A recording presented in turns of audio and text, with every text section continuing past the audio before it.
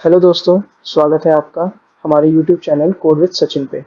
ये हमारा माई sequel course से रिलेटेड फर्स्ट ट्यूटोरियल है और इस कोर्स में आप उसकी इंट्रोडक्शन देखने वाले हैं कि एक्चुअल में माई सीक्वल है क्या और हमें इसे क्यों यूज़ करना चाहिए।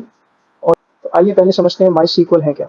माई सीक्वल एक्चुअल में डेटाबेस मैनेजमेंट सिस्टम है, मतलब कि डेटाबेस को मैनेज करने का एक सॉफ्टवेयर है। अब यहाँ पे क्वेश्चन उठता है कि डेटाबेस एक्चुअल में क्या है। जिनको डेटाबेस के बारे में बिल्कुल भी नहीं पता उनके लिए मैं बता रहा हूँ कि डेटाबेस एक तरीके का ऐसा जरिया है जिससे आप डेटा को इस फॉर्मेट में सेव कर देते हैं, जिससे उसे इजीली बाद में रीड कर सकें, उसे अपडेट कर सकें या उसे डिलीट कर सकें।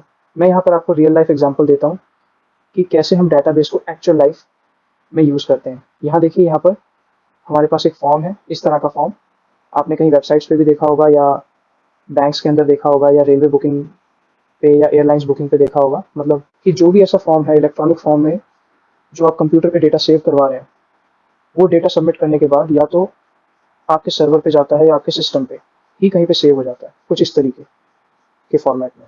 यहाँ देखिए, जो हमारे पास सारा डेटा था यहाँ पे टैबुलर फॉर्म में सेव हो रहा है, इसी को हम कहते हैं कलेक्शन ऑफ डेटा। इस तरह से डेटा को ऑर्गेनाइज करने का एक फ़ायदा रहता है, वो ये होता है कि आप इसे इजिली रीड कर सकते हैं। मतलब कि ये एक्सेल की फॉर्म में होता है, आप इसे कहीं पर भी इजिली पढ़ सकते हैं। जैसे आप देखना चाहते हैं कि सलमान खान जो एक स्टूडेंट है उसकी एज क्या है, आप देख रहे हैं सबकी एज यहाँ पर उनके सामने ही लिखी हुई है, ये इली रीडेबल है, आप इली अपडेट भी कर सकते हैं।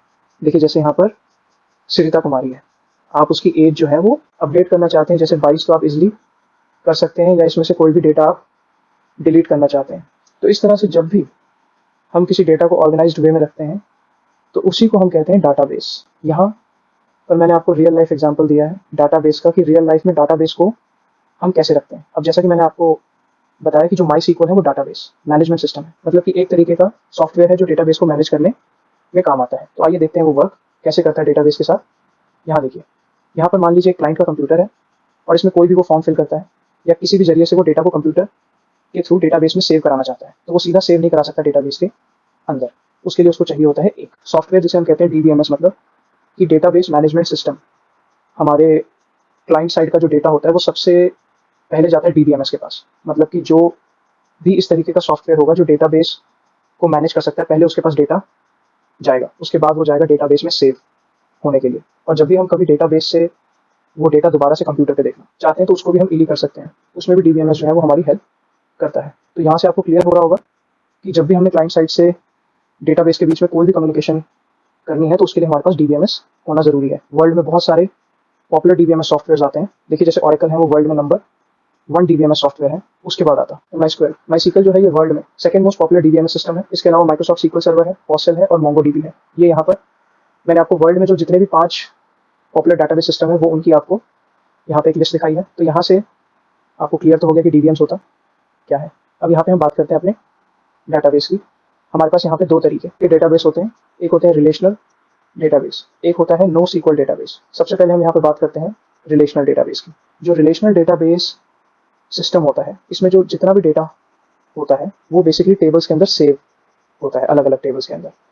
यहाँ पे आप एक मॉडल देख रहे हैं डेटाबेस का जो कि एक इन्वेंट्री सिस्टम पे बेस्ड है। मतलब कि अगर आप स्टॉक कंट्रोल का कोई सॉफ्टवेयर बना रहे हैं तो उसमें इस तरीके का डेटाबेस आपको बनाना पड़ेगा। यहाँ देखिए, जो भी आपके पास प्रोडक्ट्स हैं उसकी एक लिस्ट आ रही है और वो कितने स्टॉक में पड़े हैं उसके लिए हमने एक अलग टेबल बनाया हुआ है। और यहाँ पर सप्लायर की लिस्ट है जो हमें वो प्रोडक्ट सप्लाई करते हैं। इसके अलावा यहाँ पर आ रही है कस्टमर की एक लिस्ट, मतलब कि कस्टमर के लिए भी हमने एक टेबल बनाया हुआ है डेटाबेस के अंदर जिसमें कस्टमर्स का रिकॉर्ड होगा और उन्होंने किस किस का ऑर्डर किया हमारे पास ऑर्डर नंबर के साथ। यहाँ पर उसके लिए भी हमने एक टेबल बनाया है। और उसके बाद यहाँ पर हमारे पास एक टेबल आ रहा है प्रोडक्ट ऑर्डर, मतलब कि उस ऑर्डर में कौन कौन से प्रोडक्ट उसने मंगवाए हैं। तो यहाँ पर आप एक चीज़ और भी देख रहे होंगे कि जितने भी टेबल्स हैं ये आपस में लिंक्ड हो रहे हैं। आप देख रहे हैं यहाँ पर हर टेबल किसी ना किसी दूसरे टेबल से जुड़ा हुआ है। इसलिए इस डेटाबेस को हम कहते हैं रिलेशनल बेस्ड डेटाबेस, मतलब कि आरडीबीएमएस।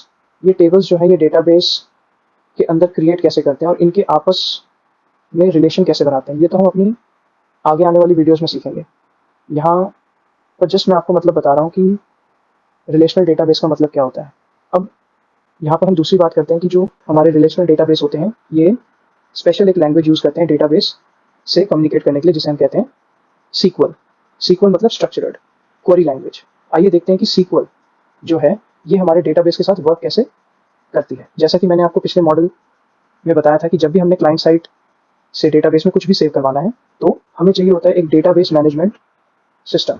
और अगर हमारा डेटाबेस जो है वो रिलेशनल डेटाबेस है तो उसके लिए हमारे को चाहिए होगा RDBMS, मतलब कि रिलेशनल डेटाबेस मैनेजमेंट सिस्टम। और जब भी हम RDBMS यूज़ करते हैं तो उसके लिए हमारे को एक स्पेशल लैंग्वेज आनी चाहिए जिसे हम कहते हैं सीक्वल, मतलब कि स्ट्रक्चर्ड क्वेरी लैंग्वेज। इसी लैंग्वेज की हेल्प से आप डेटाबेस के अंदर कुछ भी डाटा ऐड कर सकते हैं, उसे रीड कर सकते हैं या उसे अपडेट कर सकते हैं। तो वर्ल्ड में बहुत सारे पॉपुलर RDBMs हैं, जैसे देखिए Oracle MySQL, MS SQL server, ऑस्करी SQL। तो यहाँ से आपको एक बात तो क्लियर हो गई होगी कि जो MySQL है वो बेसिकली RDB मसा है। अब जैसा कि मैंने आपको बताया कि हमारे जो डेटाबेस हैं वो दो तरीके के होते हैं, रिलेशनल और नो सीक्वल। अब हम अपने दूसरे डाटाबेस को देखते हैं जिसका नाम है नो सीक्वल डाटाबेस। इस तरह के डाटाबेस में हम किसी भी टेबल का यूज़ नहीं करते हैं, मतलब कि जो डाटा है वो हमारा किसी भी टेबल फॉर्मेट में सेव नहीं होता है, वो बेसिकली डॉक्यूमेंट्स में सेव होता है। और वर्ल्ड में बहुत सारे नो सीक्वल डाटाबेस भी हैं, जैसे कि Mongo DB, Redis, Cassandra etcetera. Future में मैं मोंगो डीबी पे भी एक कोर्स बनाऊंगा और उसमें मैं आपको बताऊंगा कि नो सीक्वल डेटाबेस एक्चुअल में होते कैसे हैं और ये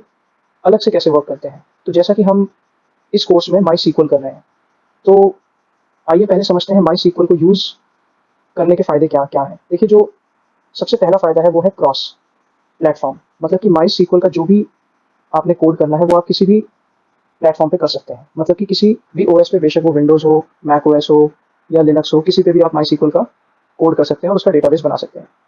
दूसरा जो इसका एडवांटेज है वो है आप किसी भी पॉपुलर लैंग्वेज, जो आजकल पॉपुलर लैंग्वेज चल रही है, जैसे PHP, Node.js, Python, C hash, किसी के साथ भी इसको यूज़ कर सकते हैं। तीसरा जो इसका फ़ायदा है वो है ये कि माइस्क्ल जो सॉफ्टवेयर है ये बेसिकली ओपन सोर्स सॉफ्टवेयर है, मतलब कि फ्री ऑफ कॉस्ट। इसके लिए आपको ना तो मंथली ना रेंटली कोई पे करना है, ना इसको कहीं से परचेज करना है। इसका जो फोर्थ एडवांटेज है वो है ये कि माई सीक्वल जो है ये एक RDBMS है, मतलब कि इसमें जो जितने भी डाटा टेबल्स होते हैं वो सारे आपस में रिलेटेड होते हैं, जिसकी हेल्प से आप एक ही कमांड लिख के सीक्वल की मल्टीपल टेबल्स के अंदर से भी डाटा रिट्रीव कर सकते हैं। इसकी जो फिफ्थ एडवांटेज है, माई सीक्वल जो डेटाबेस है ये बेसिकली बहुत ज़्यादा फास्ट है, तभी ये बहुत ज़्यादा पॉपुलर है। ये रिलायबल भी है और स्केलेबल भी है। स्केलेबल का यहाँ पर हमारा मतलब है कि छोटी से छोटी वेबसाइट पे भी हम इसे यूज़ कर सकते हैं, और बहुत बड़ी वेबसाइट जैसे फेसबुक जैसी बड़ी वेबसाइट है जिसपे बहुत सारा डेटा स्टोर है, उस तरह की वेबसाइट पे भी हम इसे इजीली यूज़ कर सकते हैं। और इसकी एडवांटेज की लिस्ट में जो हमारे पास लास्ट पॉइंट है वो है ये कि किसी भी तरीके के सॉफ्टवेयर पे यूज़ हो सकता है, बेशक वो क्लाइंट साइड हो, सर्वर साइड हो या एम्बेड सिस्टम हो। तो यहाँ पर आपको एक बात क्लियर हो गई होगी कि माई सीक्वल को यूज़ करने के फ़ायदे क्या क्या हैं। अब मैं यहाँ पर आपको बताता हूँ कि कौन कौन सी वर्ल्ड में पॉपुलर वेबसाइट्स हैं जो माई सीक्वल को यूज़ कर रही हैं। देखिए, यहाँ पर है सबसे पहले फेसबुक। जैसे कि आपको पता है ये वर्ल्ड की नंबर 1 सोशल नेटवर्किंग वेबसाइट है, ये भी माई सीक्वल को ही यूज़ कर रही है। इसके बाद है ट्विटर, जो कि वर्ल्ड में second most popular social networking website है, ये भी माई सीक्वल यूज़ कर रही है। यहाँ पे देखिए गूगल, जो वर्ल्ड की नंबर 1 कंपनी है इंटरनेट की, वो भी अपने बहुत सारे प्रोजेक्ट्स में माई सीक्वल यूज़ करती है। उसके बाद है विकीपीडिया, जो वर्ल्ड की नंबर 1 इंसाइक्लोपीडिया वेबसाइट है, ये भी माई सीक्वल डेटाबेस यूज़ करती है। और इसके बाद है जैसे यूट्यूब, जैसे कि आप ये वीडियो भी यूट्यूब पे ही देख रहे हैं, और यूट्यूब पे जो इतना सारा डेटा स्टोर है वो सारा माई सीक्वल के अंदर ही स्टोर है। इसके बाद जैसे फ्लिकर और पिनिंटरेस्ट जैसी वेबसाइट्स हैं जहाँ पर आप इमेज अपलोड कर सकते हैं और इमेज शेयरिंग कर सकते हैं, ये भी माई सीक्वल डेटाबेस ही यूज़ कर रही हैं। अब इसके बाद मैं आपको बताता हूँ कि कहीं पॉपुलर जो CMS सिस्टम है, मतलब कि कंटेंट मैनेजमेंट सिस्टम है, वो भी माई सीक्वल ही यूज़ करते हैं। जैसे कि वर्ल्ड में जो नंबर 1 CMS सिस्टम है वो है वर्डप्रेस, देखिए वो भी माई सीक्वल ही यूज़ करता है। उसके बाद ZML, ड्रपल, मैकजेंटो। इसके अलावा और भी बहुत सारे मैंने यहाँ पर लिस्ट नहीं दी है, मतलब कि मैक्सिमम जितने भी CMS हैं वर्ल्ड में वो सारे माई सीक्वल ही यूज़ करते हैं। अब लास्ट में हम यहाँ पे बात करते हैं कि हम इस कोर्स में सीखने क्या क्या वाले हैं। देखिए, हम इसमें सीखने वाले हैं कि कैसे हम डेटाबेस को क्रिएट कर सकते हैं और कैसे उसके अंदर डेटा टेबल्स बना सकते हैं। उसके अलावा कैसे उस डेटा टेबल्स के अंदर हम अपना डेटा ऐड कर सकते हैं, उसे अपडेट कर सकते हैं, और कैसे उस डेटा को रीड भी कर सकते हैं। यहाँ पर लास्ट में हम सीखेंगे कैसे हम उस डेटाबेस के अंदर डेटा को डिलीट भी कर सकते हैं। ये जितने भी हम टॉपिक सीखने वाले हैं इस कोर्स में, इन सब के लिए हम अलग अलग सीक्वल की कमांड सीखने वाले हैं कि कैसे हम अलग अलग सीक्वल की कमांड से डेटा को ऐड, अपडेट, डिलीट और रीड कर सकते हैं। इससे नेक्स्ट वीडियो में मैं आपको बताऊंगा कि कैसे आप अपने सिस्टम के अंदर माई सीक्वल को इंस्टॉल कर सकते हैं और कैसे अलग अलग सीक्वल की कमांड को यूज़ कर सकते हैं। होप सो आपको ये हमारा वीडियो ट्यूटोरियल अच्छा लगा होगा। अगर अच्छा लगा है तो वीडियो को प्लीज़ लाइक करना मत भूलिए। अगर आप ऐसे ही रेगुलर अपडेट चाहते हैं तो हमारे चैनल कोड विद सचिन को सब्सक्राइब करना मत भूलिए। Thank you.